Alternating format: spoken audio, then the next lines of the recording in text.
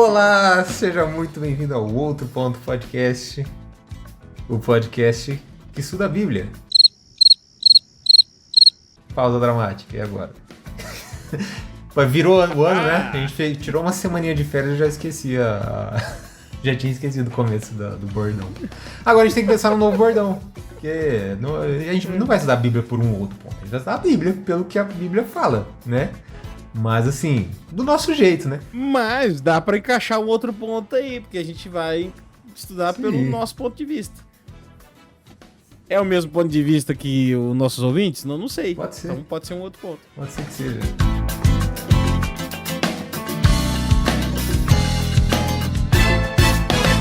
Vinheta.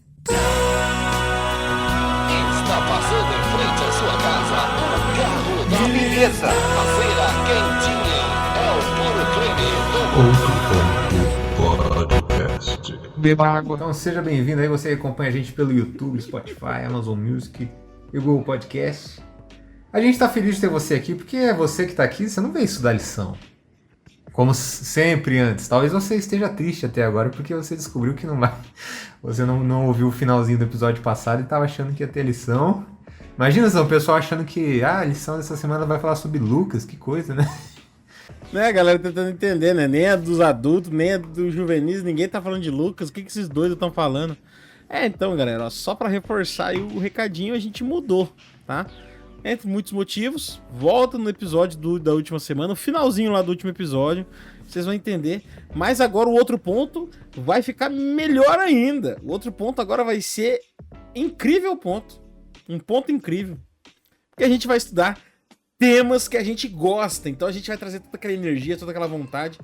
Porque não adianta nada a gente pegar um tema, né, a lição aí. Não que a lição seja ruim, tá, galera? Continue estudando a lição, tá? O pessoal lá do... Estamos estudando a lição aqui. Estamos estudando a lição, inclusive.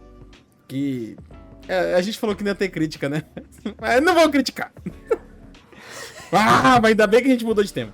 Aí, mas ó, pessoal lá do Transformados, tá? Nossos amigos de jovens lá de Apucarana. E também o pessoal do Tu Viu na Lição, tá? Eles ainda estão fazendo estudo da lição. Então vocês podem ir lá. E aqui a gente... Inclusive também tem o podcast oficial, né? O Contexto. Também estuda a lição. E aqui no outro ponto a gente vai expandir a Bíblia, né? Vamos expandir outros temas. Vamos fazer séries de vídeos. E hoje a gente vai começar estudando o livro de Lucas. Então, sem mais delongas, eu sou o Gabriel Aparecido. Que eu vou chamar de Sidão. E eu sou o Vinícius Parolin. Que eu vou chamar de GPS. E bem-vindos ao primeiro estudo dessa nova fase do outro ponto. Estudando hoje o livro de Lucas. Encheu a garrafinha, vai bebendo uma aguinha pra ficar hidratado. Começou o outro ponto. Parabéns pra quem escolheu esse tema, né, cara? Que livro bom. E foi a gente que escolheu, então a gente tá de parabéns. Estamos de parabéns. Bom, então vamos lá, né? Começando então pelo começo, Lucas 1. Vai começar assim... Muitos já se dedicaram a elaborar um relato dos fatos que se cumpriram entre nós, conforme nos foram transmitidos por aqueles que desde o início foram testemunhas oculares e servos da palavra. Eu mesmo investiguei tudo cuidadosamente desde o começo e decidi escrever-te um relato ordenado, ó excelentíssimo Teófilo, para que tenha certeza das coisas que te foram ensinadas. Sidão, aqui já queria te perguntar, quem que é esse tal de Lucas? Quem que é esse cara que... e resolveu investigar as coisas aí. E quem que é esse Teófilo também, que ele tá mandando esse livro inteiro, né? Na verdade. Não só esse livro, como outros também, né? Então, cara, ó, Lucas, ele foi uma figura muito... Ele é uma figura até um tanto misteriosa quando a gente vai falar aí do Novo Testamento, né? Não se tem exatamente, assim, uma certeza de quem ele foi, mas com vários indícios, vários historiadores da época, a gente chega em algumas conclusões, né? Por exemplo, se a gente pegar Colossenses 4,14, 2 Timóteo 4,11 e Filemão 1,24, a gente descobre ali, né? Primeiro em Colossenses, onde Lucas é citado como um médico, e em 2 Timóteo e Filemão, ele é citado como um companheiro de viagem ali do Paulo, né? Um companheiro de pregação ali do Paulo.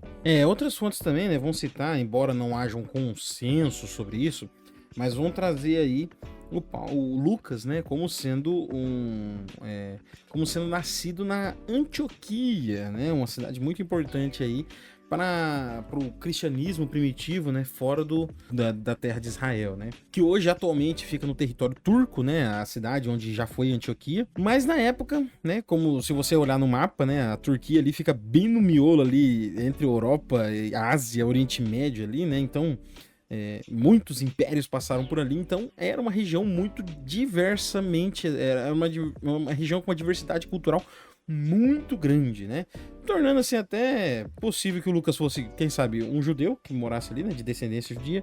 Ele podia ser um árabe, ele podia ser um sírio, ele podia ser um grego, o macedônio, né?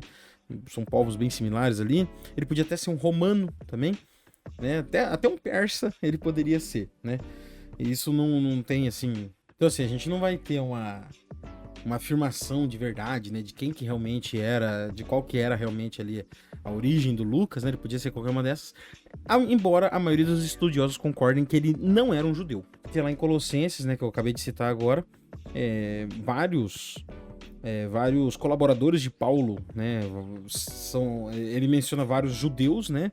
Como o próprio Marcos, e depois ele separadamente ele vai citar o Lucas, né? Como talvez ele não sendo parte do povo judeu. O que é muito interessante, tá? Porque a gente vai ver uma visão bem outside de quem que realmente era Jesus. Porque esse cara, além dele não ter convivido com Jesus, ele nem judeu era. Mas já já a gente comenta melhor sobre isso. Outra coisa muito interessante, né? Como ele era médico. Se a gente for estudar o livro original de Lucas, a gente vai ver que a linguagem que ele traz, ela é bem rebuscada e também bem focada nos detalhes, porque ele era, sim, um cara muito bem instruído, um cara muito bem estudado. E também é atribuído a ele a escrita do livro de Atos, que inclusive também começa com a dedicatória a esse tal de Teófilo. E aqui, e agora a gente começa a conversar o porquê que ele estava investigando, né? Inclusive eu vou usar aqui uma informação que o nosso querido amigo Jorge Gruber trouxe pra gente, né? O amigo do programa aí, né? Quem é mais antigo já vai lembrar dele. Faz um tempo que ele não aparecia aqui. Mas assim, ele trouxe, né, algumas informações, daí complementando por aqui, a gente entende, né, como já citei, né, ele escreveu o Evangelho de Lucas, escreveu ali também o livro de Atos, e aí todos os dois livros, né, todos esses textos, é quase como se fosse uma peça de defesa que o Lucas estava escrevendo ali, que o Lucas, ao longo do tempo, né, juntou ali todas aquelas informações para defender o Paulo, para mostrar quem que era esse tal de Jesus que Paulo tanto defendia, que Paulo tanto pregava. Até ele começa aí as dedicatórias, ele chama o tal do Teófilo como excelentíssimo, dando aí um ar de que esse Teófilo fosse alguém ligado ao judiciário, alguém que fosse poder ali ter algum poder de defesa, né, ou decisão na sentença que o Paulo teria. Um abraço aí, Jorge, muito obrigado pela contribuição. Até isso também é confirmado, assim, se a gente for estudar historicamente, né, porque Lucas, ele é escrito quase ao mesmo tempo que o Evangelho de Mateus, né, e eles são posteriores a Marcos. Então, provavelmente, Lucas teve acesso ao livro de Marcos e vários relatos orais da época, né? O pessoal contando, quem sabe até outros evangelhos que a gente possa ter perdido ao longo do tempo, né? Outros escritos de alguns outros apóstolos, né? Relatos, cartas que outros apóstolos têm enviado para comunidades cristãs primitivas, né? E aí, Lucas fez um apanhado com tudo isso e escreveu aí esse documento, né? Quase um documentário sobre a vida de Jesus. Porque, sim, a linguagem, ela além de rebuscada, ela é uma linguagem bem jornalística, assim, é uma linguagem bem informativa, bem focada nos detalhes. Tem aí, né, uma outra coisa, isso aí é uma curiosidade, né, só pra gente saber. Alguns teólogos, né, alguns estudiosos, eu não faço parte desse grupo, né, não que eu seja um teólogo, né, mas eu particularmente não acredito nisso aí. Mas, assim, pra trazer a curiosidade, pra quem entende de grego aí, né, já deve ter pegado que Teófilo seria algo como amigo de Deus, né. Theo, Philos, né? O mesmo raiz ali a mesma ideia do filosofia, né? Que seria amante da sabedoria. E aí seria como se fosse uma dedicatória velada a todos aqueles que seriam, né? A todos aqueles que viriam a ser os leitores, né? Que viriam a ser cristãos e leitores daquele livro. Eu particularmente não acredito, porque a dedicatória ali dá a entender que ele está escrevendo para alguém específico, né? Que vai ter acesso, que vai ter como defender o Paulo. Chama de excelentíssimo, né? Fala que ele investigou por muito tempo. Não parece ser uma dedicatória para alguém, para algum cristão, companheiro de jornada ali do Lucas, né? Que fosse um dia ler aqueles relatos. Mas fica aí a curiosidade. Lembrando aí que Lucas, ele foi convertido, né? Ele, como a gente já falou aqui várias vezes, ele era um parceiro do Paulo. Então, provavelmente isso aqui também foi como se Lucas estivesse fundando o que um dia seria o outro ponto. Porque ele falou, cara, tem um tal de Jesus aí, eu vou investigar esse cara. E aí ele começou a ler os escritos que tinha na época. E até é uma particularidade do livro de Mateus e de Lucas, né? Não, mas vocês vão ver a seguir aí, né? Tipo assim, ele vai narrando os acontecimentos e vai falando, isso se fez para que se cumprisse tal coisa. Então é meio que ele vai fazendo um estudo do que aconteceu lá no Velho Testamento, do que foi profetizado, com o que estava acontecendo na vida de Jesus, tá? Bom, e depois dessa introduçãozinha, né? Aqui no versículo 5 vai começar a falar de um tal de Zacarias, que não é o profeta lá no Antigo Testamento, mas... E nem os Zacarias dos diz aqui, Trapalhões. não, e nem os Zacarias da Zacarias Veículos. Você que é de Maringá e tem o seu Chevrolet. E nem o Zacarias que toca guitarra na nossa igreja. Grande Zaca. Cara, quantos Não. Zacarias, né? Pois é. E diz aqui, ó, nos dias de Herodes, rei da Judéia, houve um sacerdote chamado Zacarias, do turno de Abias. Sua mulher era das filhas de Arão e se chamava Isabel. Ambos eram justos diante de Deus, vivendo irrepreensivelmente em todos os preceitos e mandamentos do Senhor. E não tinham filhos, porque Isabel era estéril, sendo eles avançados em dias. E beleza. Aí tudo bem. E segue aqui, ó. Ora, aconteceu que, exercendo ele diante de Deus o sacerdócio, na ordem do seu turno, coube-lhe por sorte, segundo o costume sacerdotal, entrar no santuário para queimar incenso. E durante esse tempo, toda a multidão do povo permanecia na parte de fora orando. E aqui, eis que lhe apareceu um anjo do Senhor, em pé, à direita do altar de incenso. Vendo-o, Zacarias turbou-se e apoderou-se dele o temor. Disse-lhe, porém, o anjo: Zacarias, não temas, porque a tua oração foi ouvida, e Isabel, tua mulher, te dará à luz a um filho, a quem darás o nome de João. Em ti haverá prazer e alegria, e muitos se regozijarão com seu nascimento. Pois ele será grande diante do Senhor, não beberá vinho, nem bebida forte, será cheio do Espírito Santo já do ventre materno. E converterá muitos dos filhos de Israel ao Senhor seu Deus. Irá diante do Senhor no espírito e poder de Elias, para converter o coração dos pais aos filhos, converter os desobedientes à prudência dos justos e habilitar para o Senhor um novo preparo. Então, cara, imagina que honra, né? Tipo, pô, o anjo chega pra você e fala, cara, o teu filho vai ser O cara! top. Ele vai ser brabo. Pô, só de citar aqui, tipo, Elias, né? Pô, o poder de Elias. Não, e tipo assim, a passagem bíblica, ela menciona muito pouco, mas muito pouco o ministério de João, né?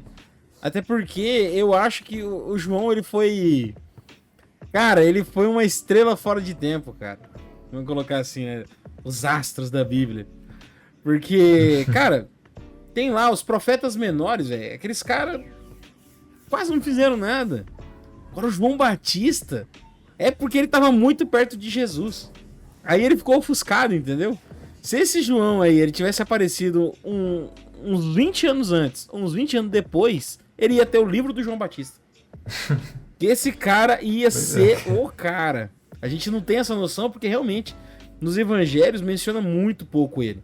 E, tipo assim, o maior feito dele nos evangelhos foi ter batizado Jesus. Mas, cara, ele era um profeta com o mesmo nível, assim, de importância e conhecimento e fé de Elias, cara. Esse cara era muito grande. E um ponto que eu acho bem interessante aqui, cara, é que, tipo assim, a gente tem a impressão que na Bíblia, né, a gente já comentou isso em outros episódios, que a gente acha que a Bíblia é um milagre atrás do outro e coisas majestosas, grandiosas acontecendo, o poder de Deus se manifestando ali. E tipo assim, cara, igual a história de Abraão não é tão conhecida, que ele já era velho, teve um filho e tal. Aqui meio que acontece a mesma coisa. Só que ele não crê. Sim, ele não crê, cara. Tipo, não, é mostrando que, tipo assim, cara... Cara, é exatamente a mesma coisa. Porque, tipo assim, lá, Abraão também ele ficou meio duvidoso, assim, mas ele embarcou. Mas a Sara ficou lá rindo. Uhum. E aqui ele duvida e Deus também repreende ele. Falou, ué, mas eu tô falando que vai rolar e você tá querendo falar que não vai? Né? Tipo assim, cara, aparece o anjo, um anjo, né, diz aqui, um anjo do Senhor aparece. Imagina a glória ali manifestada, ele ali fica assustado com aquilo. Aí ele dá uma profecia, dá uma boa nova pro cara e ele fala: mas como? Tipo assim, como assim, como? O cara tá falando. Não, esse anjo, aí... eu acho que é que a gente tem uma ideia de que os anjos são muito igual uma estátua de mármore. Acho que esse anjo ele falou assim, mas cara, só por causa disso aí também você vai ficar quieto. Não vai falar mais nada, até o menino nascer. Né? Aí foi um negócio, porque é muito aleatório nessa. Falou, não, você tá falando muita besteira, vai, fica quieto, cala a boca. Fica quieto até ele nascer, também não quero ouvir isso. E aí no versículo 19 dá pra ver que o Gabriel, né, tal do Gabriel, ficou meio de cara também. Ele falou, ó, eu sou o Gabriel, que assisto diante de Deus e fui enviado para falar-te e trazer-te essas boas novas. Todavia, ficarás mudo e não poderás falar até o dia que essas coisas venham a realizar-se, porquanto não acreditaste nas minhas palavras, as quais a seu tempo se cumprirão. Então, tipo assim, já que você não tá acreditando, então agora você vai ficar quietinho até acontecer. Fica aí, caladinho. Cara, isso aí também me lembra muito o nascimento do Sansão, cara. Era até uma situação parecida, né? 2 senhores já de idade, o anjo vem, profetiza um grande menino. Fala que ele não vai beber bebida forte. Bebida forte, né? Até os juramentos é parecido, cara. Então você já viu uma constância aí, né? Tem uma questão dos nomes, né, cara? Tipo assim, são alguns personagens bíblicos que Deus, tipo, ele pede pra que o nome dessa pessoa seja esse, o nome. Uhum. Esse é o caso de João aqui, né? De Sansão, acho que foi também, né? Se eu não me engano, Sansão também foi. Porque a maioria dos personagens, realmente, o nome não era profetizado, né? Não era o tempo todo que Deus estava ali, né? E colocarás esse nome na sua criança. Mas realmente, quando ele tinha esse cuidado especial com alguns profetas, né? Com alguns personagens bíblicos. E Deus vinha e destruía até o nome da pessoa. E aqui a cena que acontece depois, eu acho muito engraçado, cara. Eu lembro que quando eu fui uns anos atrás ler de novo o livro de Lucas, eu falei, mano, que negócio engraçado. Por que eu nunca tinha visto isso aqui antes? Ninguém me falou disso antes. Porque ele sai e, tipo assim, ele demora nessa conversa com o anjo, né? O que ele tava fazendo ali. E o pessoal esperando lá fora, né? E o pessoal preocupado. Oxe, será que o Zacarias tá bem? Será que passou mal lá dentro? Alguma coisa assim? Será que... Deus fulminou esse coitado. Então. E aí... ele sai, né? E o pessoal... E aí, Zacarias, o que aconteceu, né? E o pessoal devia estar perguntando pra ele ali, né? E ele não... A voz dele não saía, né? Imagina, que cena. E aí imagina ele lá e o pessoal falando, vai, o pessoal fica quieto, daí ele assim... Aí o pessoal, 3 palavras. Primeira palavra. Pássaro. Anjo. Mano, isso aí, velho. Inclusive, né, chegando mais perto lá do nascimento de João, a gente vai ver que ele começou a usar até uma plaquinha pra poder escrever o que ele tava... Então. Deram uma plaquinha pro velho pra ele escrever o que ele tava querendo falar. E tipo assim, o que eu falei aqui, parte é piada, mas se você ler aqui no versículo 21 até o 23, vai ter essa cena aqui, que ele vai lá, porque tipo, ele não conseguiu falar, ele falava por acenos e é isso aí. E aqui a história vai dar uma cortadinha do Zacarias, e vai falar de Isabel, vai falar de Jesus só depois que vai voltar na questão ali do Zacarias voltando a falar, que mais pra frente a gente comenta. Não, eu fico imaginando o Gabriel vendo essa cena toda, falando, velho, tô incrédulo, nunca mais você vai duvidar de Deus. E seguindo aqui o texto, a gente vai ter a concepção de Isabel, né? Diz aqui, passados esses dias, Isabel, sua mulher, concebeu e ocultou-se por 5 meses, dizendo, assim me fez o Senhor, contemplo-me para anular meu opróbrio perante os homens. Ou na versão internacional, né? Isso é obra do Senhor, agora ele olhou para mim com favor para desfazer a minha humilhação perante o povo. Então, por essa questão que a gente já comentou dela ser estéril, né? E isso era humilhante para uma mulher daquela época, né? E aqui a gente vai E cortar... aqui a gente já vê um pouquinho desse. Só antes de você seguir, GPS, a gente já vê um pouquinho desse poder, desse lado jornalístico, né, do Lucas, porque, cara, ele foi o único evangelho a citar essa questão aí da Isabel. Porque ali, João e Marcos já vão começar ali com o batismo de Jesus, né? O João Batista, eles vão mencionar o João Batista, inclusive eles enobrecem muito a figura do João Batista, né? No comecinho ali, no primeiro capítulo do livro. Mas eles já vão começar ali com o batismo, né? Tanto é que o capítulo 2 de João já é as bodas lá de Caná. Como se fosse ali João e Marcos, eles estão apenas relatando o que eles conviveram, né? Porque começa ali já com João Batista, e ali na época de João Batista, ele já meio que tava com a galera, já tava ali com os discípulos. Então, Marcos, de novo, né? Ali, quase o Evangelho segundo Pedro. Então, os dois ali vão mencionar já quando os discípulos já estavam com Jesus. Lucas e Mateus que vão um pouco além, né? Vão buscar antes disso. Mateus, ele vai começar com o nascimento de Cristo, né? Ele vai mencionar lá a visita do anjo a Maria e tudo mais. É bem informativo também, mas ele não vai mencionar essa história da Isabel. E aqui a gente vai cortar essa história para ver a questão do nascimento de Jesus. Então diz assim: no 6º mês, Deus enviou Gabriel a Nazaré, cidade da Galileia, a uma virgem prometida em casamento a certo homem chamado José, descendente de Davi. O nome da virgem era Maria. O anjo, aproximando-se dela, disse: alegre-se, agraciada, o Senhor está com você. Maria ficou perturbada com essas palavras, pensando no que poderia significar esta saudação. Mas o anjo lhe disse: não tenha medo, Maria, você foi agraciada por Deus. Você ficará grávida e dará à luz a um filho e lhe porá o nome de Jesus. Ele será grande e será chamado Filho do Altíssimo. O Senhor Deus lhe dará o trono de seu pai Davi. E ele reinará para sempre sobre o povo de Jacó. Seu reino jamais terá fim. Perguntou Maria: como acontecerá isso se sou virgem? Cara, aqui tem um detalhe interessante, né? Cara, Maria era uma adolescente, velho. Nessa época era diferente a cultura, né, da galera. E já vi fontes falando que Maria tinha, tipo assim, 14, 15 anos. Então, tipo assim, imagina, como assim, você é mãe do filho de Deus? A gente lê o texto com um certo romance, né, das coisas, uma visão meio romantizada de que, que coisa linda e tal. Mas, cara, foi muito esquisito, assim, foi complicado para Maria e José, na posição que José tinha também, de ter essa situação ali de Maria estar grávida, sendo que o texto fala aqui que eles não eram casados, né?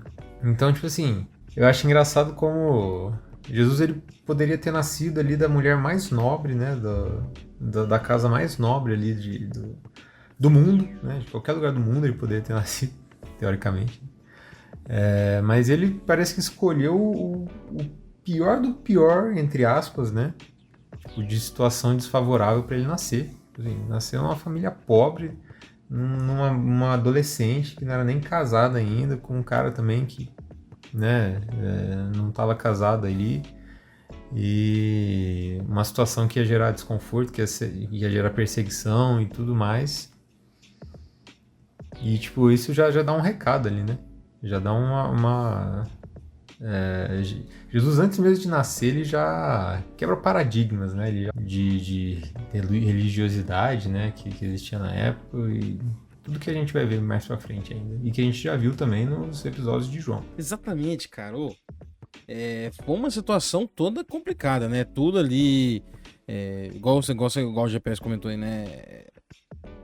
A cultura era outra, né? A menina, ela sangrava ali pela primeira vez, ela já estava pronta para casar.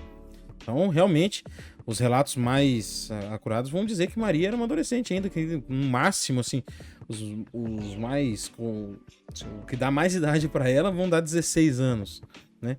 Enquanto José, muitos relatos já trazem ele como sendo um cara ali de até um segundo casamento, né? Um cara mais velho ali, na casa dos 30, quem sabe até 40.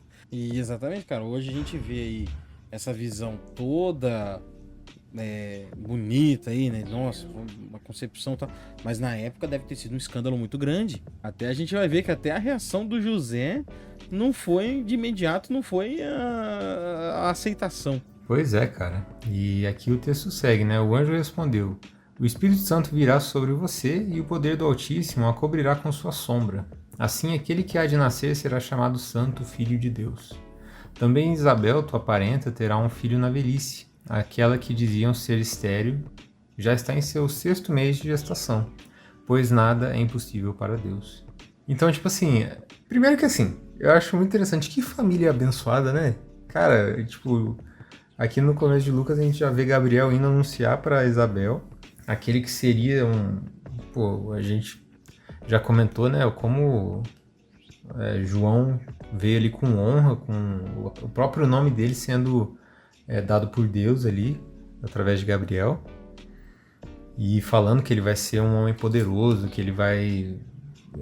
tudo que ele vai fazer, né, pelo povo de Deus e em nome de Deus.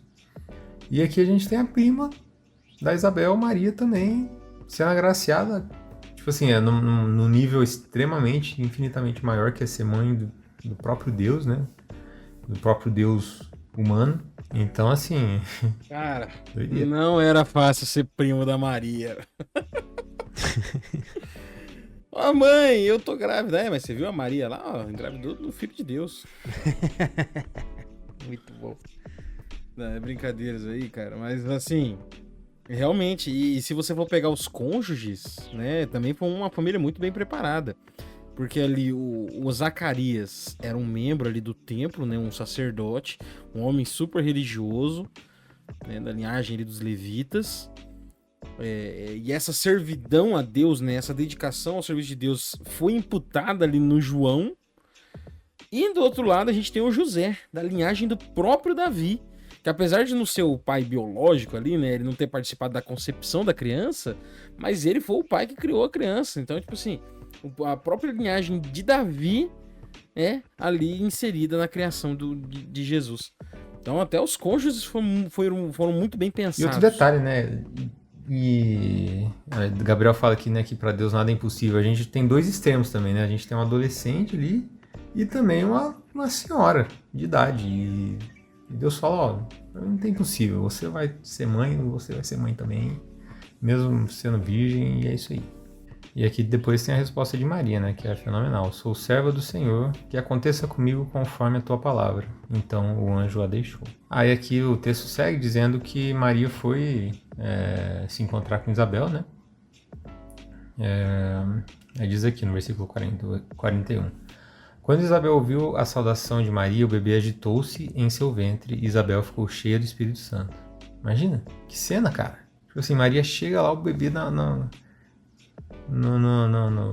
no ventre de Isabel começa a mexer de alegria. E aí ele exclama, né? Bendita é você entre as mulheres e bendito é o filho que você dará à luz. Ou, né? Igual a gente está acostumado, bendita és tu entre as mulheres e bendito o fruto de vosso ventre. Deve ter sido um encontro épico mesmo, cara. E sem contar que, assim, você já vê que o João já estava engajado ali desde cedo na missão, né? O cara já estava reconhecendo ali a presença de Deus. Cara, aqui, não sei, tá? Tô até lendo aqui de novo para ver isso aqui certinho, mas... Tipo assim, no versículo 40 diz só que ela entrou na casa e saudou Isabel. Tipo assim, ela não falou que estava grávida, sabe? Que se eu tiver algum amigo do programa aqui que quiser corrigir a gente, mas tipo assim, ela só saudou. E essa cena aconteceu, do bebê, e ela falar, bendita você. Então, tipo assim, o Espírito Santo, ele realmente se manifestou ali em Isabel e ela entendeu que Maria, tudo estava acontecendo ali. É muito doido isso.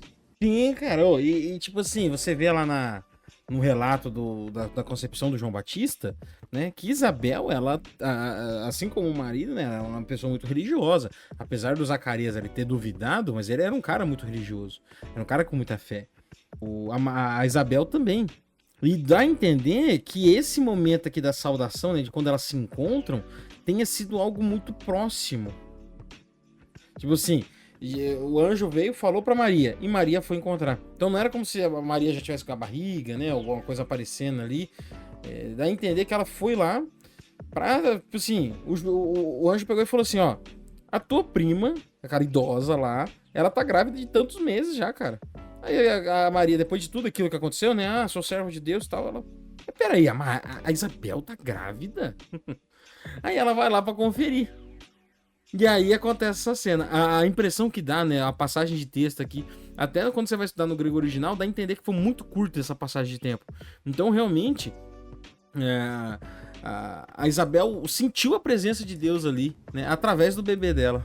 E aí ela pergunta, mas por que sou tão agraciada a ponto de me visitar a mãe do meu senhor? Logo que a sua saudação chegou aos meus ouvidos, o bebê que está em meu ventre agitou-se de alegria. Feliz é aquela que creu que se cumprirá aquilo que o Senhor lhe disse. Então, tipo assim, cara, olha a diferença, né? Antes de Jesus nascer, a gente já vê meio que um contraste, cara, porque Jesus vem e os líderes religiosos da época não reconhecem Jesus e matam Jesus. E aqui, antes mesmo de Jesus nascer, Isabel reconhece, tipo assim, cara, por que eu sou tão abençoada de estar com a mãe do Senhor aqui do meu lado, assim? E aqui na sequência a gente vai ter o Cântico de Maria, né, que é um texto muito lindo também. Então disse Maria, minha alma engrandece ao Senhor, e o meu espírito se alegra em Deus, meu Salvador, pois atentou para a humildade da sua serva. De agora em diante todas as gerações me chamarão de bem-aventurada, pois o Poderoso fez grandes coisas em meu favor, santo é o seu nome. A sua misericórdia estende-se aos que o temem de geração em geração. Ele realizou poderosos feitos com seu braço, dispersou os que são soberbos no mais íntimo do coração. Derrubou governantes dos seus tronos, mas exaltou os humildes. Encheu de coisas boas os famintos, mas despediu de mãos vazias os ricos. Ajudou a seu servo Israel, lembrando-se da sua misericórdia, para Abraão e seus descendentes para sempre, como disseram os nossos antepassados. Maria, aí termina, né? Maria ficou com Isabel cerca de 3 meses, depois voltou para casa. Então, se ela tava de 6 meses, né? Provavelmente ficou ali até João nascer e voltou. Mas assim, cara, esse texto é muito lindo, mano. Cara, é muito bonito esse cântico e eu tenho a impressão que por existir todo esse lance de adoração a Maria na Igreja Católica, a gente meio que, assim, não exalta Maria, não no sentido divino, mas, tipo assim, de mostrar como ela é uma mulher incrível e a beleza do que ela diz aqui, parece que não é tão... Eu tenho essa impressão de que não é tão falado dentro da nossa igreja, sabe? Porque é um texto que eu fui reler aqui, eu não lembro de ter um sermão falando sobre esse texto, sabe? Sei lá. Realmente, cara, isso aí não é só da igreja adventista, não. As igrejas protestantes no geral, mas isso aí é um movimento que vem lá da época do protestantismo, né? Quando surgiu lá e tudo mais. Para se distanciar da figura da igreja católica, realmente muitas coisas não eram nem faladas, assim, né? Então, e sem contar que boa parte da nossa sociedade ela foi construída sobre o patriarcado, né? Então, a figura da Maria, ela sempre foi... ela nunca foi tão relevante, principalmente no meio protestante. Não relevante, né? É difícil você falar que... a gente sabe, né? Todo mundo respeita ali, né? A figura da Maria e tudo mais. Mas, cara, ela tem um papel muito mais importante do que o que a gente dá pra ela. E na sequência aqui a gente volta para a historinha do Zacarias, que está ali sem falar, né? E aqui vai dizer, né? Ao se completar o tempo de Isabel dar à luz, ela teve um filho. Seus vizinhos e parentes ouviram falar da grande misericórdia que o Senhor lhe havia demonstrado e se alegraram com ela. No 8º dia foram circuncidar o menino e queriam lhe dar o nome do pai, Zacarias. Mas sua mãe tomou a palavra e disse, não, ele será chamado João. E aí, tipo assim, hoje eu acho que é comum, né?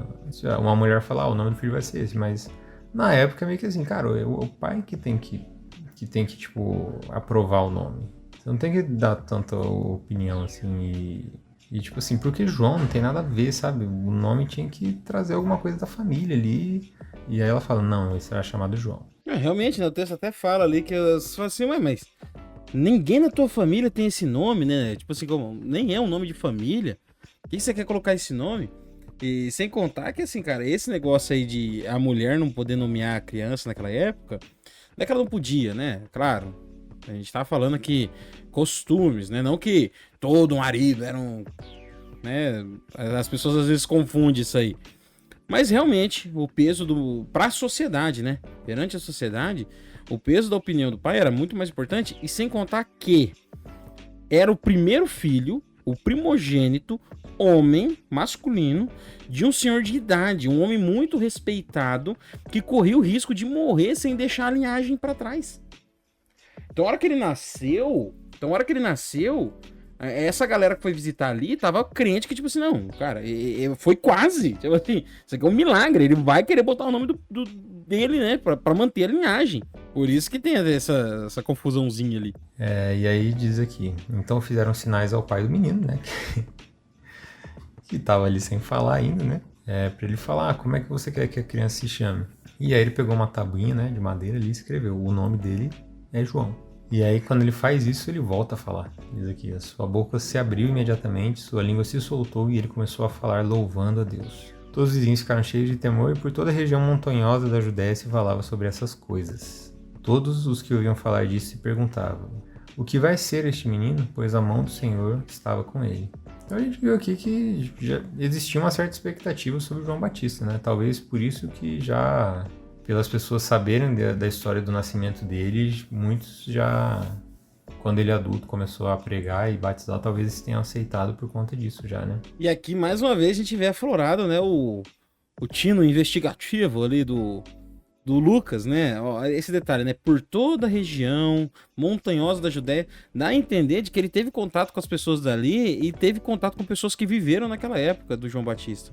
Quem sabe? Ou quem sabe a primeira geração pós, né? Os filhos de quem estava ali na época. E ele relata aí, né? De novo, é o único que relata essa parte da história aqui da concepção, né? A origem do João Batista. Então, tipo assim, ele foi até lá investigar. Às vezes não pessoalmente, mas ele teve acesso a relatos ali e tudo mais. E como a gente teve o cântico de Maria lá em cima, aqui a gente vai ter o cântico de Zacarias, né? Que diz aqui, ó, seu pai Zacarias foi cheio do Espírito Santo e profetizou. Então assim, a gente viu o pai e a mãe, né? Cheios do Espírito Santo aqui, né? Nesse capítulo. Olha que coisa incrível, né? Diz, louvado seja o Senhor, o Deus de Israel, porque visitou e redimiu o seu povo. Ele promoveu poderosa salvação para nós na linhagem do seu servo Davi, como falaram pelos seus santos profetas na antiguidade, salvando-nos dos inimigos e da mão de todos que nos odeiam, para mostrar sua misericórdia aos nossos antepassados e lembrar sua santa aliança, o juramento que fez ao nosso pai Abraão, resgatar-nos da mão dos nossos inimigos para servi-lo sem medo, em santidade e justiça diante dele todos os nossos dias. E você, menino, será chamado profeta do Altíssimo, pois irá diante do Senhor para lhe preparar o caminho, para dar ao seu povo conhecimento da salvação mediante perdão dos seus pecados, por causa das ternas misericórdias de nosso Deus, pelas quais do alto nos visitará o sol nascente, para brilhar sobre aqueles que estão vivendo nas trevas e na sombra da morte e guiar nossos pés no caminho da paz. E o menino crescia e se fortalecia no espírito e viveu no deserto até aparecer publicamente a Israel. E assim a gente fecha o capítulo 1. É um capítulo bem bacana aí, já vimos muita coisa grandiosa e já vemos muito de como que vai ser ali a linguística do nosso amigo Lucas, tá?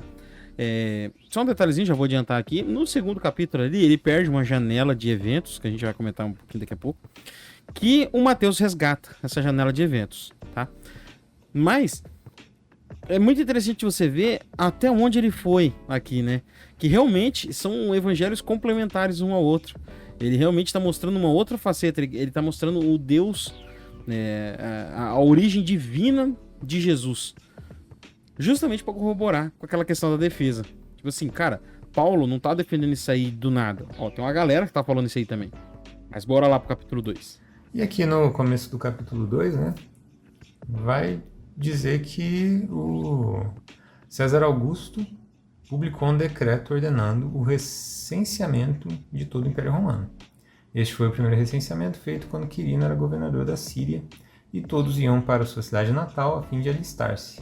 Assim, José também foi da cidade de Nazaré da Galiléia para a Judéia, para Belém, cidade de Davi, porque pertencia à casa e à linhagem de Davi. Então, como é que é esse negócio aí do censo? Não, cara, e falando desse censo aí, né, tem um negócio muito curioso que uma vez, muito tempo atrás, eu ouvi que, tipo assim, cara, não tem embasamento histórico nenhum, é zero embasamento histórico para o porquê que José foi para Belém. Sabia dessa? Porque, tipo assim, Hum.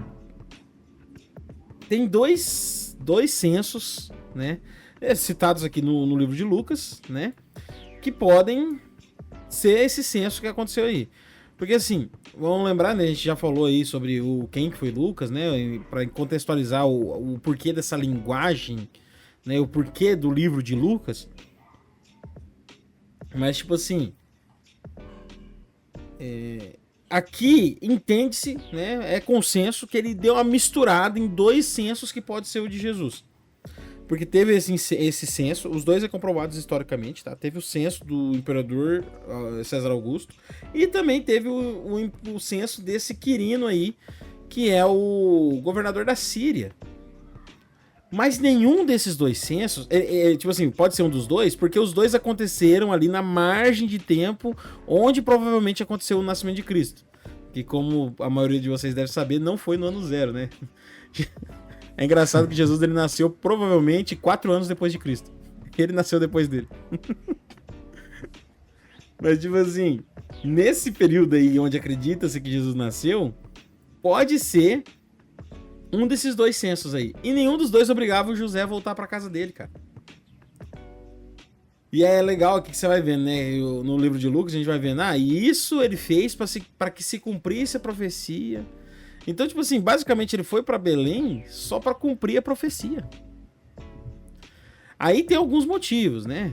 Igual, por exemplo, pode ser uma questão de posses de família, né? Porque o José ele é da linhagem do rei Davi, né? Então pode ser que ele tivesse algum benefício ali, alguma coisa que ele tivesse que declarar baseado nas posses da família dele, né? Ou por ele ser da linhagem de Davi, pode ser que ele tivesse algo a mais, que ele tivesse realmente, na intimação dele, tivesse algo específico, ou fosse só a grande ligação que o povo judeu tem, a gente vê até hoje, o povo judeu tem com os antepassados. Por mais que nos outros lugares do Império Romano, ou aí da região da Síria, não tivesse sido obrigatório, mas os judeus se sentiram obrigados a ir voltar lá onde era a raiz da família. Mas que coisa, né, cara? Tipo assim, já é um trampo fazer um censo hoje, né? Imagina naquela época, aí os caras vão lá e faz 2 na mesma época. Não, é na mesma época, tipo assim, pelos relatos, é coisa de uns... Ao invés dos caras não... As maior projeção é no cara máximo 10 podia se conversar anos, melhor, né? Então. Não, e tipo assim, você pega o porquê, né? Não tinha porquê o Império Romano ou o Sírio obrigar essa viagem, porque, cara, era 100 e tantos quilômetros. Era, eu acho que 120. Numa época que não tinha carro. Eles fazendo essa viagem de jumento. E o Império Romano, a gente já falou várias vezes aqui, o Império Romano não queria matar a galera. Gente de menos é imposto de menos. Então, desde que não esteja se revoltando, que vivam. Então eles nunca iam incentivar e propor isso para a população.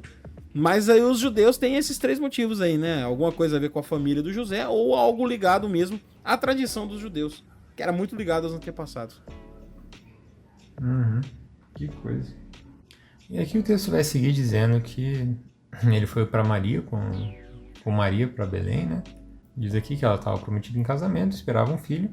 Enquanto estavam lá, chegou o tempo de nascer o bebê. E ela deu à luz ao seu primogênito, envolveu-o em panos e o colocou numa manjedoura, porque não havia lugar para eles na hospedaria. Então, assim, aqui a história, eu tenho a impressão que está mais resumida, né? Tenho a impressão que lá em Mateus ou Marcos pode ter mais detalhes aqui. Como a gente já estudou o livro de João recentemente, João ele nem chega a falar do nascimento de Jesus, né? Como a gente comentou que foi o último evangelho, ele já vai para os pontos que mais interessavam ele ali. E aqui Lucas ele comenta aqui que, né, Jesus nasce numa manjedoura, né? Que não havia lugar para eles lá em nenhuma hospedaria. E aqui vai falar sobre os pastores na sequência. Né? Vai falar aqui que no versículo 9 que um anjo do Senhor aparece para eles em glória e eles ficaram aterrorizados, né? E o anjo diz: não tenham medo, estou lhes trazendo boas novas de grande alegria que são para todo o povo. Hoje na cidade de Davi lhes nasceu o Salvador, que é Cristo, o Senhor. Isso lhes servirá de sinal, encontrarão um bebê envolto em panos e deitado numa manjedoura. De repente, uma grande multidão do exército celestial apareceu com um anjo louvando a Deus e dizendo: Glória a Deus nas alturas e paz na terra aos homens aos quais ele concede seu favor. Então, cara, imagina os pastores olhando essa cena, cara. Assim, é muito doido pensar que os anjos eles não foram anunciar os grandes reis, né, da terra, né? As pessoas mais poderosas, tipo, foram pro pastor, sabe? Que era uma profissão ali que a gente hoje romantizou também essa questão do pastor, o Senhor é meu pastor e tal.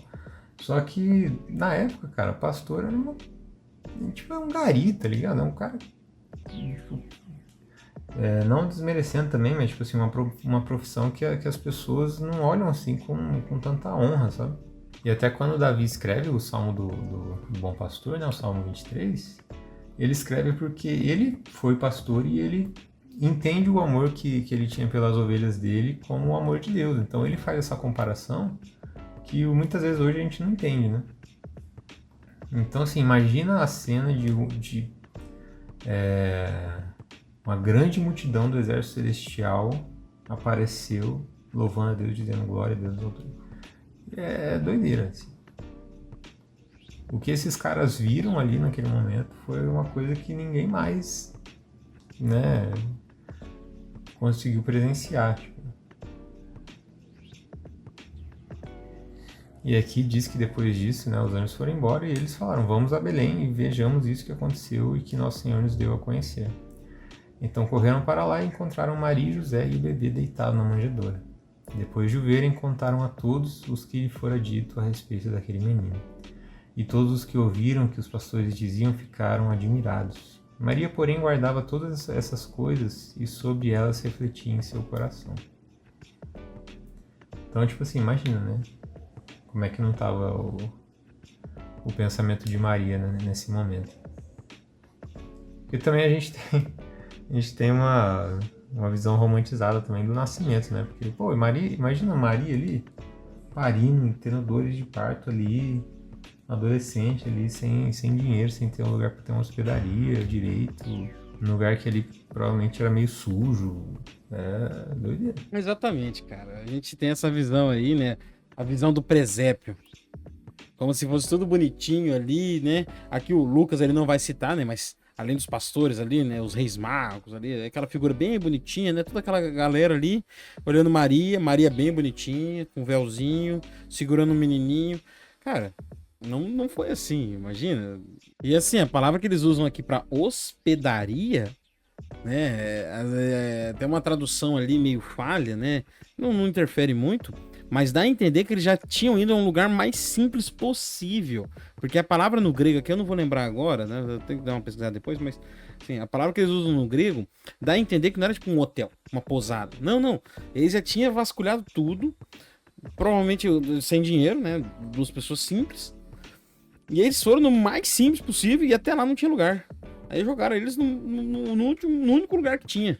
Aí aqui que vem, né, essa questão do capítulo 2, né? O GPS falou que a história é meio resumida e tal. E realmente, aqui a gente vê que o Lucas o tino jornalístico dele deu uma falhada, né? Porque lá em Mateus vai citar os reis magos, vai citar a perseguição de Herodes, né? Que Herodes foi lá, tentou matar as crianças, tudo mais. Aqui ele já não vai citar isso, né? Aqui só vai falar que depois de tanto tempo voltaram para Galileia. E, enfim, dá pra você ver que ele realmente era um cara que tava fora. Ele não conhecia muito da política da região. Já o Mateus conhecia. Então o Mateus, ele sabia que na época era o Herodes, ele foi atrás de saber o que o Herodes tinha feito e tudo mais. Isso aí até corrobora com outro negócio, que tipo assim, muita gente fala que Lucas, ele só se aproveitou dos evangelhos, né? Como ele era um cara de fora, ele só transcreveu ali, deu uma juntada, mas não. Porque senão ele teria citado o que cita em Mateus. E como ele saberia de coisas que Mateus não cita, entende? Porque ali na época dele, ele tinha acesso a Marcos e talvez, quem sabe, porque foram quase simultâneos ali na época, o Evangelho de Mateus. Então, vamos supor que ele tivesse acesso a esses dois, ele só juntou os dois ali e escreveu o Evangelho de Lucas. E não foi bem assim, né? Ele foi atrás de histórias da época, ele escreve ali sobre Isabel e Zacarias, E um detalhe importante da história que está citado em Mateus, ele acaba não citando aqui, porque provavelmente ele não teve acesso a Mateus e ele acabou não chegando nessa história. Aí ele não acabou, não, na pesquisa dele, acabou não se deparando ali com um relato do que aconteceu com Herodes. Até porque tem-se vários relatos, né, de documentos históricos, isso fora a Bíblia, né, não tá na Bíblia isso, mas que Herodes tentou abafar o caso, cara, porque, cara, ele fez uma chacina, ele acabou com um monte de criança. Isso pega mal. Então, provavelmente, ele tentou esconder tudo isso que aconteceu. Então, era uma informação difícil de ser acessada.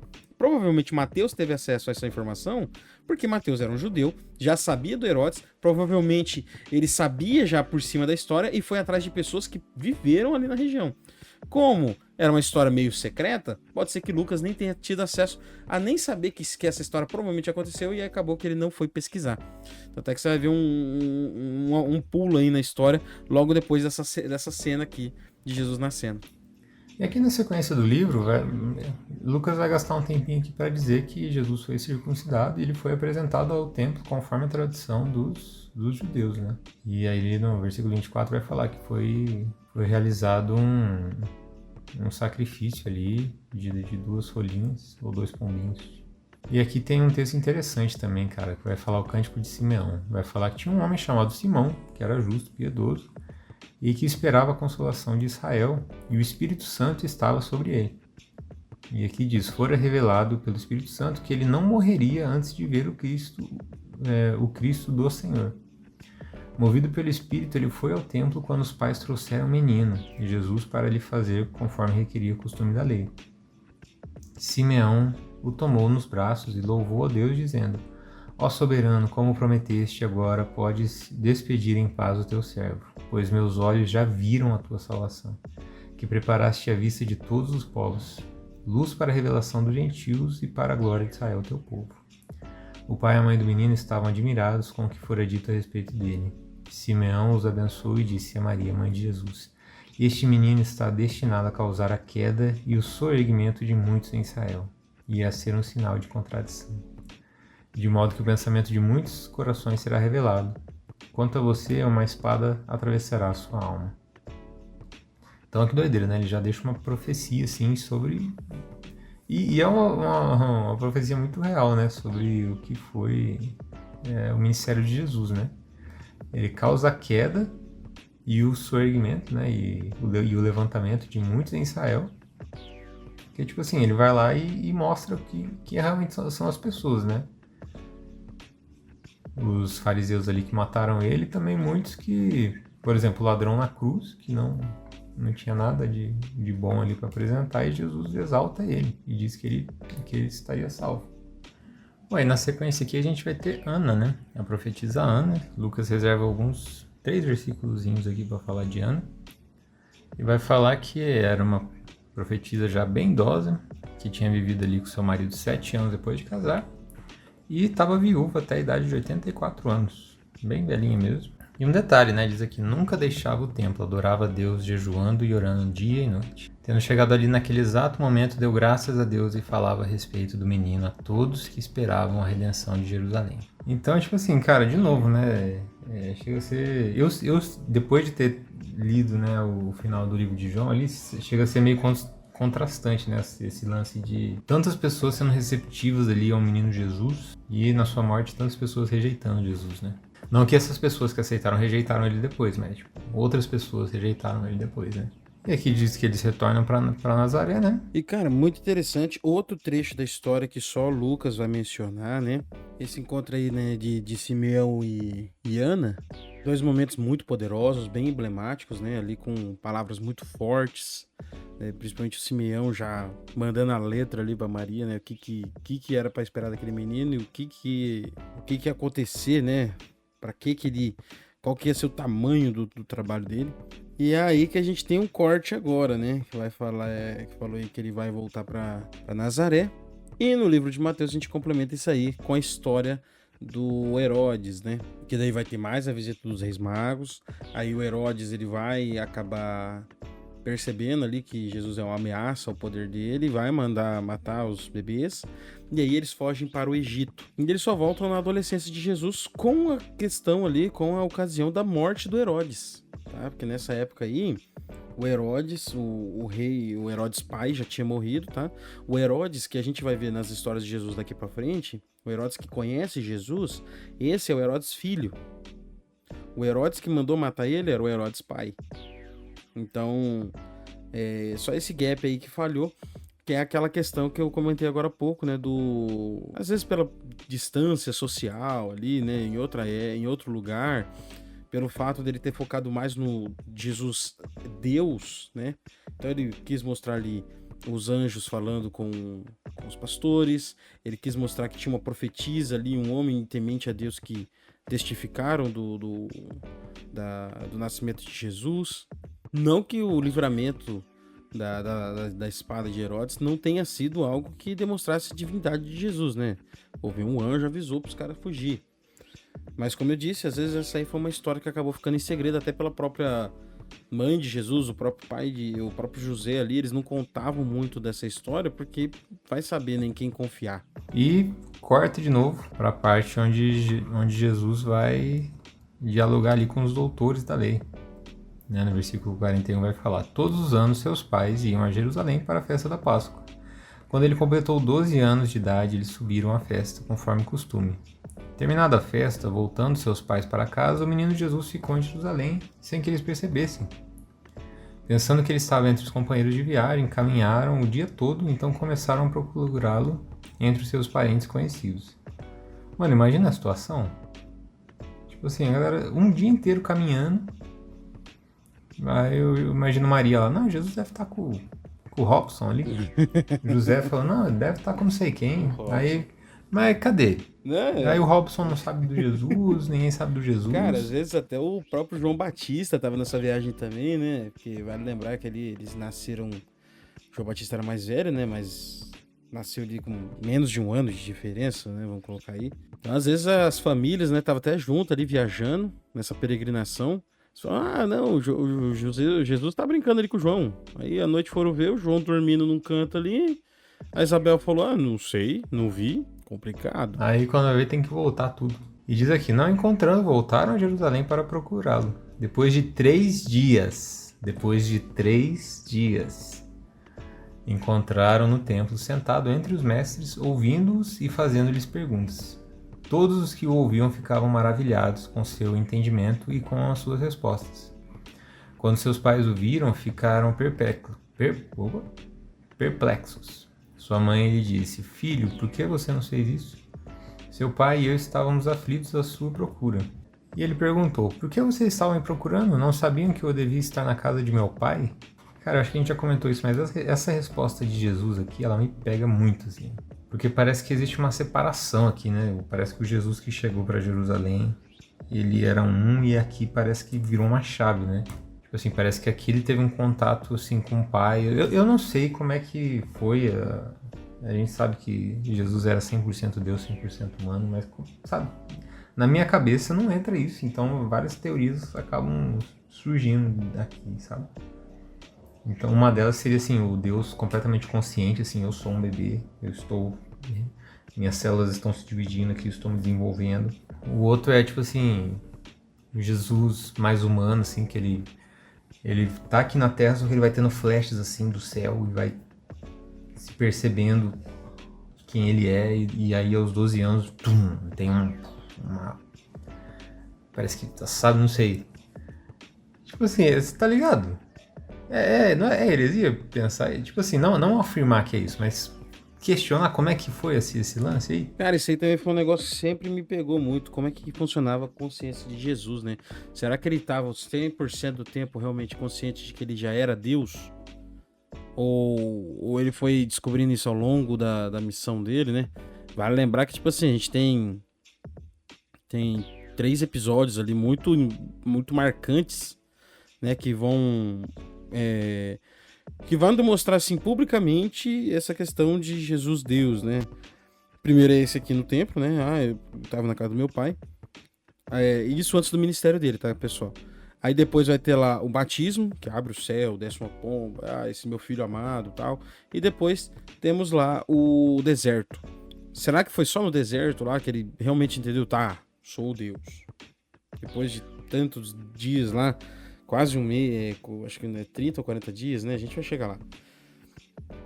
Então, assim, mas realmente essa questão... Aqui a gente já vê que ele tinha uma consciência muito forte dessa questão do pai dele, né? Quem que é o pai, né? Deus.